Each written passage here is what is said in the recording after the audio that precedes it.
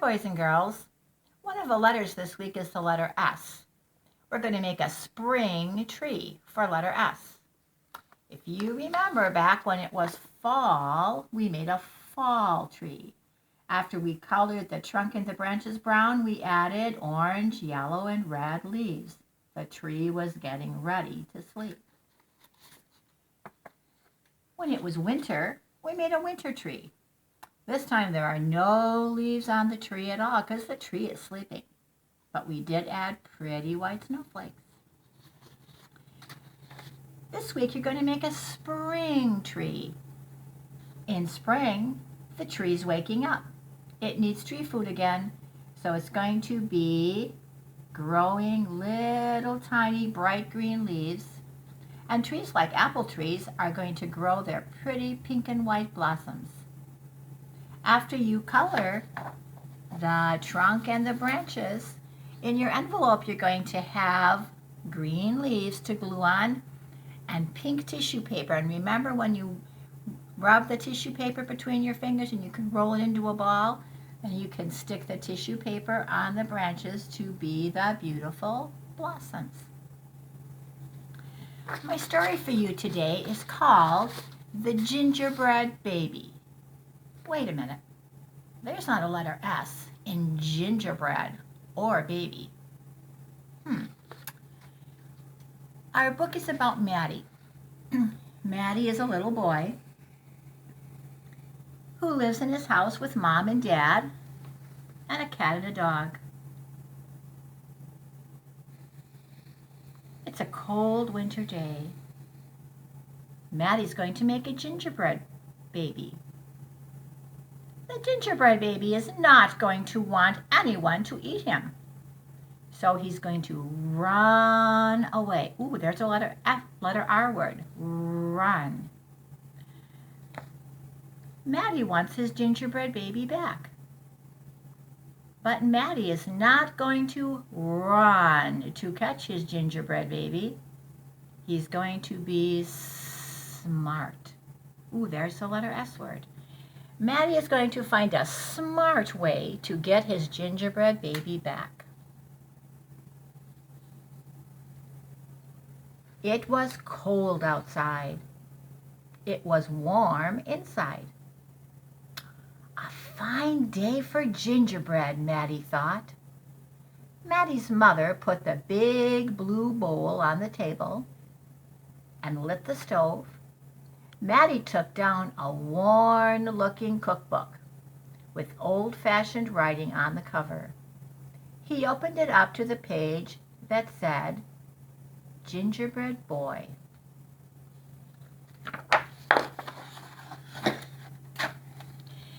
They measured and mixed. Maddie rolled the dough into the shape of a gingerbread boy, and they popped him in the oven. Bake a full 8 minutes. No more, no less. Do not peek, the recipe read. Maddie listened to the clock. Tick-tock, tick-tock. 1 minute. 2 minutes. 3, 4, 5. Oh, Maddie couldn't wait any longer. He opened the oven door to take a peek. Instead of a gingerbread boy, out jumped a gingerbread baby. He pranced around the big blue bowl. I am the gingerbread baby, fresh from the pan. If you want me, catch me if you can.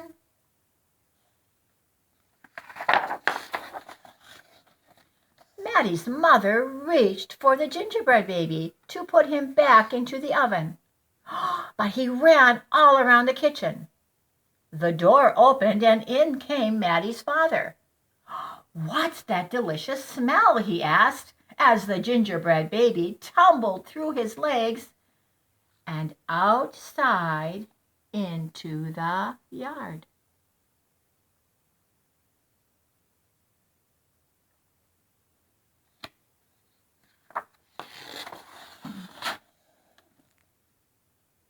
He ran by the tabby cat. She twitched her tail and sprang at him.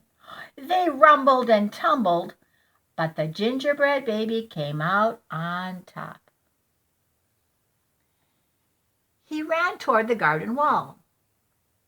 The dog caught a whiff of tasty ginger and sniffed along behind him. But the gingerbread baby was halfway up the wall when the dog caught up.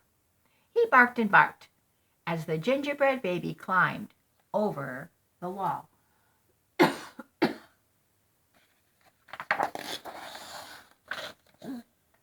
Matty was still inside. He heard his mother and father yelling. He heard the cat meowing and a dog barking. And he heard the gingerbread baby shouting, "Catch me if you can!" Matty opened up the worn-looking cookbook for the second time. Meanwhile, the gingerbread baby wheeled on down the path and into the barn. The goat looked up as he somersaulted across their backs. The last one tried to catch him, but the gingerbread baby was too fast.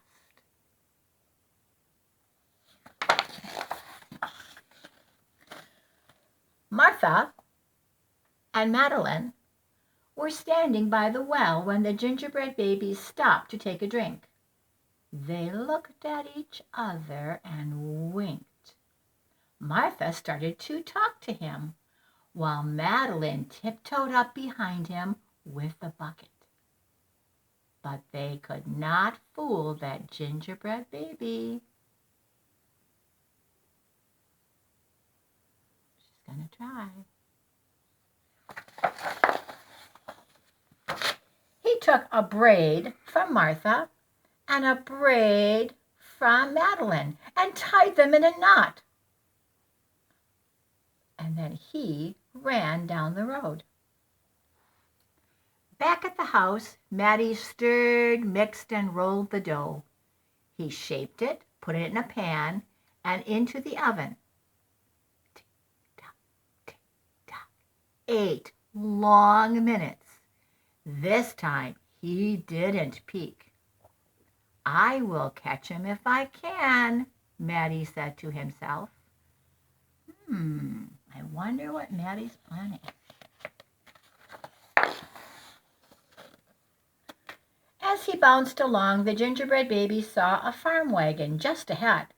He jumped in and settled down for the ride next to a mama pig.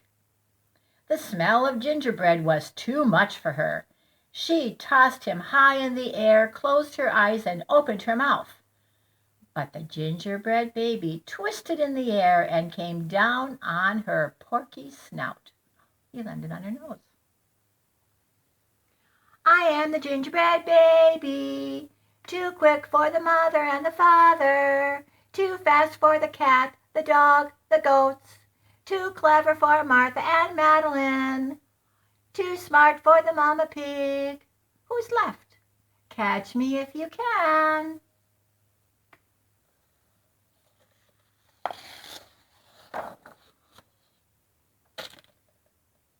Feeling smug, the gingerbread baby strolled along by himself until he came to a bridge that crossed over the village. Just as he got to the middle, he heard running feet behind him and saw a crowd of villagers ahead of him. The gingerbread baby was trapped.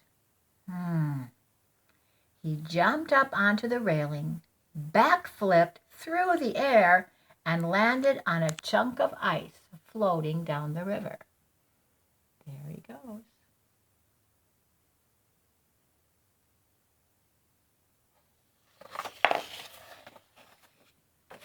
The ice bobbed along with the gingerbread baby dancing on top and singing in a loud voice, "Look at me, and what do you see? The best gingerbread baby ever," until his feet got cold. And then he jumped ashore. Who was that watching from the trees? It was the fox. He crept up behind the gingerbread baby, ready to eat him up. But the fox couldn't help himself, and he licked his chops. Smack, smack. The gingerbread baby heard him and ran as fast as he could. Just when the fox was catching up, the gingerbread baby saw the milk and cheese man with his can of milk. Ah, the perfect hiding place, he thought. He lifted the lid and lowered himself inside. He was so pleased, he sang at the top of his gingerbread voice, "Ha, ha, hee, hee, you'll never catch me. I'm the gingerbread baby. Catch me if you can." The milk and cheese man heard the gingerbread baby's voice. "Who's meddling with my milk?" he shouted and lifted the lid. But the gingerbread baby was ready. He jumped up and tweaked his nose.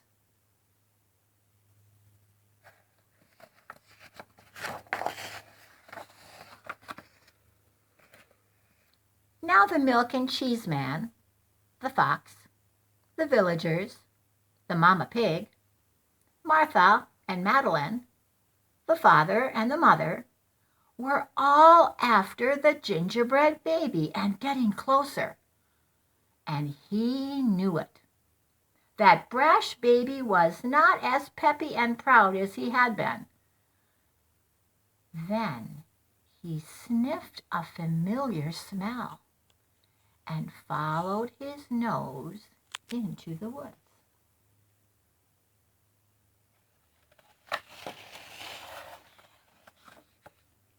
He couldn't believe what he saw. There in the middle of a clearing was a gingerbread house, frosted with sugar and covered with candy, and doors with peppermint handles wide open. The gingerbread baby clapped his hands with glee and ran inside. Look who's watching behind the tree.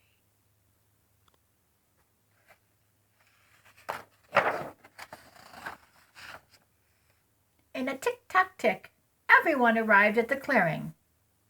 But all they found were a few bits of frosting and a peppermint candy and some crumbs. The father exclaimed, "The gingerbread baby has finally met his match." "I wonder who it was," the mother said. "Oh, let's go home and tell Maddie. They think somebody ate the gingerbread baby."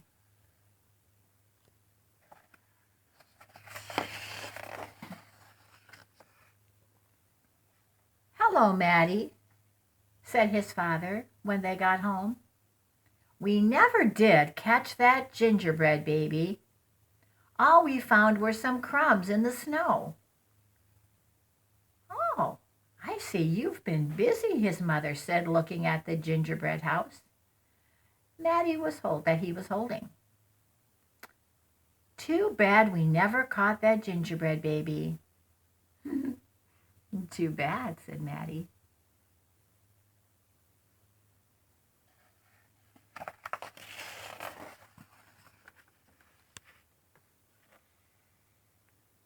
Only Maddie could hear the tiny voice from inside the gingerbread house.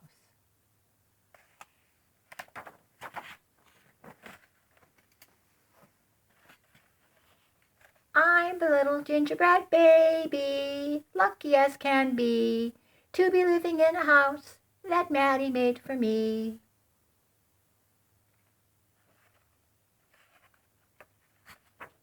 Maddie did not have to run and chase the gingerbread baby. He was smart and made him a little house to live in. Thank you, boys and girls. Bye-bye.